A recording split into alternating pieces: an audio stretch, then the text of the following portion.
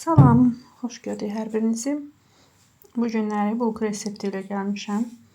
Bulku bişirdim. Həm varyenalı, həm də qatlaşdırılmış süddən. Ərzaqları tam qismini, miqdarını video altından qeyd edəcəm. Ərzaqlar ev temperaturunda olmalıdır, soyuq olmalıdır. 1 saat qabaq ərzaqlar ev temperaturunda saxlamaq lazımdır. Mən nə götürdüm? Bulkunu süddən yox, qatıqla eləyirəm. Görün, qatıq məndə durudur. Qatıq əlavə elədim. Qatığın üstünə belə bir çay qaşığı, biraz ondan az soda tökdüm. Qarışdırdım və bir kənara qoydum, gözləyirəm. Qatıqla soda bir reaksiyaya girsin. Aparat hazırlayıram. Su ilıq olmalıdır, qaynar yox, ilıq olmalıdır. Droj əlavə eləyirəm. Bir qaşıq və aparanın yaxşı alınması üçün bir qaşıq da şəkər tozu, pesok əlavə eləyirəm. Və bir qaşıq da unu əlavə eləyib, qarışdırıb, ağzını bağlayıb istiyə qoyuram. Gördüyünüz kimi sodanın qatıq üstünə, burada görünmədi, düşməyib, qaynar, ilıq yox, qaynar su tökürük. Ki qatıq isti olsun. Qaynar su əlavə elədik. Sonra bir yumurta gedəcək. Bir yumurtanın sarısının üzəri üçün ayırdım. Ağını qatıqlı məhlula tökdüm və qarışdırıram.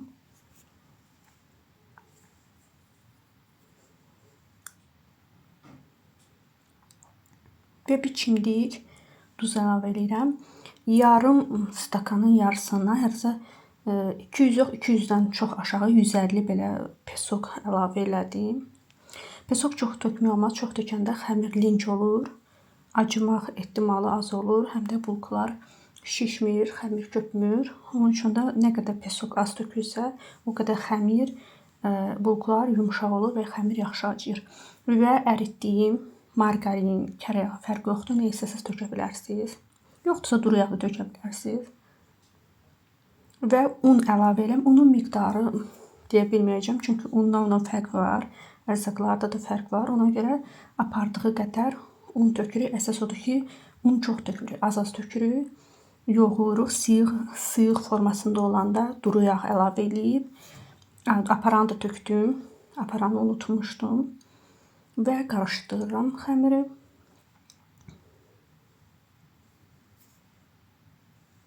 Birinci 4 stakana yaxın tökdüm. Sonra əlimlə xəmiri başladım yaxşı yoğurmağa.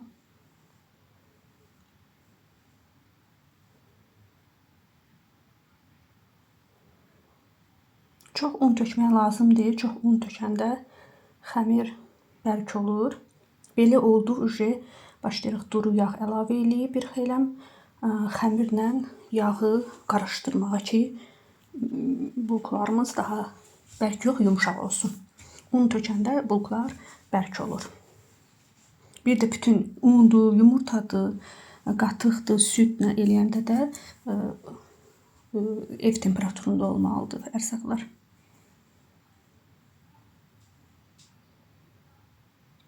Yoğururam, yaxşı yoğururam.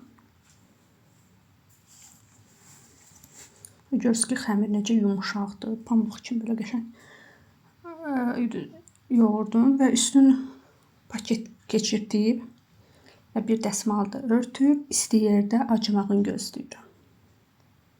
Və budur, xəmir gəldi. Çox gözəl xəmir gəlib, elastik, yumşaq. Və əlimi yağlayıram və kündələr götürürəm. Birinci xəmiri bir də yoğurmaq lazımdır ki, droji gəlməsin. Və beləliklə kündələr götürdüm.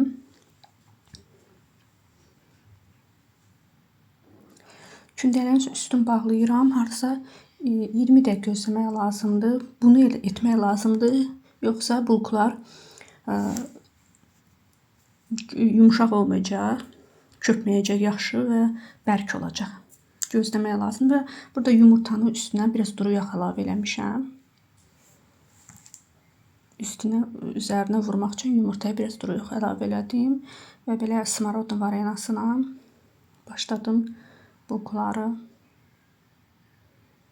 forma verməyə.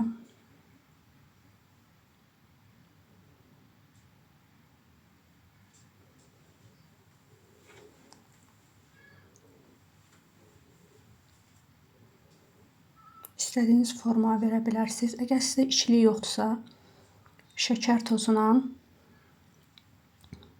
belə darçın belə əlavə eləyib varena yerinə içli əvəzi töküb forma verə bilərsiniz.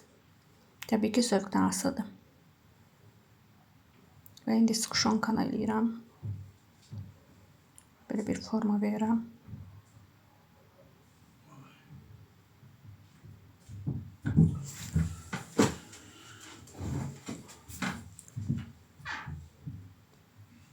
Siz də istədiyiniz formalar verə bilərsiniz.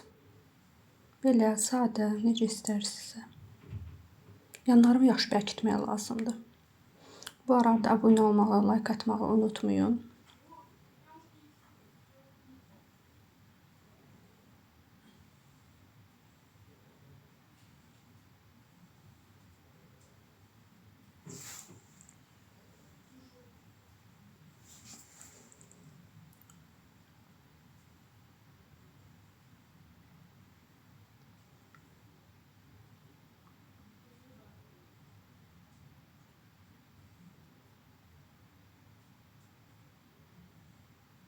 Xəmir o qədər yumşaqdır ki, işləmə belə zövq verir.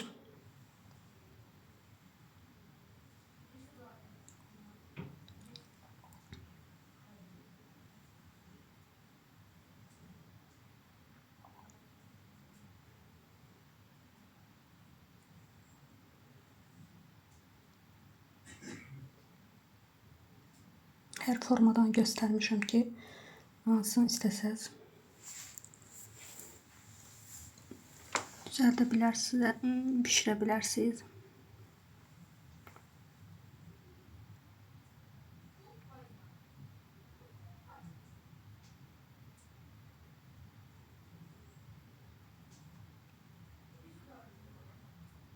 Siz istədiyiniz cemdən istifadə edə bilərsiniz. Budur, hamısını yığdım duxovkanın sinesinə. Yumurtadandır və bulqları sinəyə yığandan sonra 20 dəqiqə gözləmək lazımdır. İzlədiyiniz üçün çox sağ olun.